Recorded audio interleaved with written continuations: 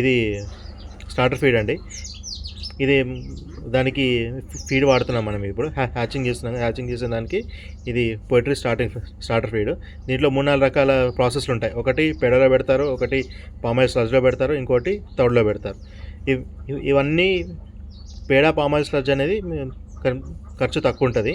ఈ ఫీడు తౌడులో పెడితే కాస్ట్లీ, కొంచెం రేట్ ఎక్కువ పడుతుంది. ఇప్పుడు దీనిని ఎలా హ్యాచ్ చేయాలో చూపిస్తాను.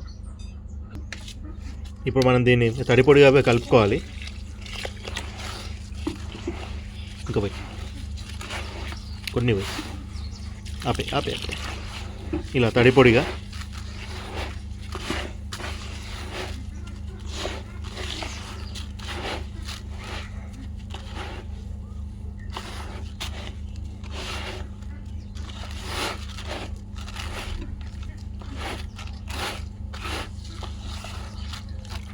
వేను.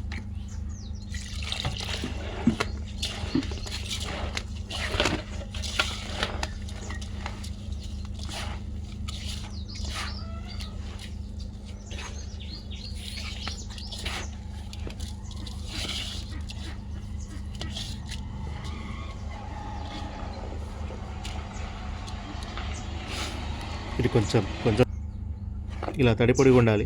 ముద్ద పడితే వచ్చే విధంగా ఉండాలి. ఎక్కువ పలచగా ఉండొద్దు, ఎక్కువ ఇది కూడా ఉండదు. ఈ విధంగా మనం రెడీ చేసుకున్న తర్వాత ప్రాసెస్ ఏంటనేది చూపిస్తాను.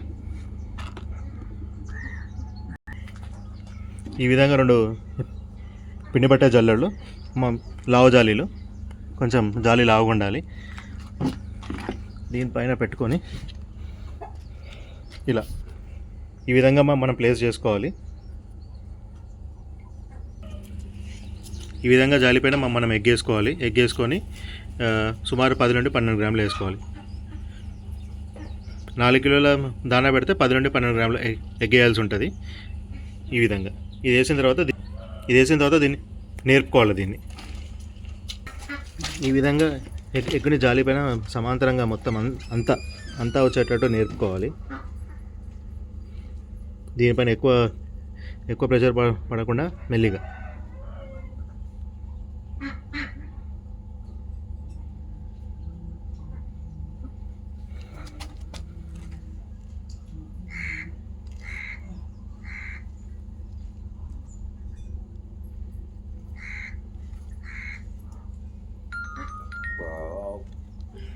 ఈ విధంగా చేసేసి దీనిపైన ఏదైనా బట్ట కప్పేస్తే ఒక 4 రోజుల్లో లార్వా అనేది హ్యాచ్ అయిపోతుంది. మ్యాక్సిమం దీని హ్యాచింగ్ పర్సెంటేజ్ 60% ఉంటుంది.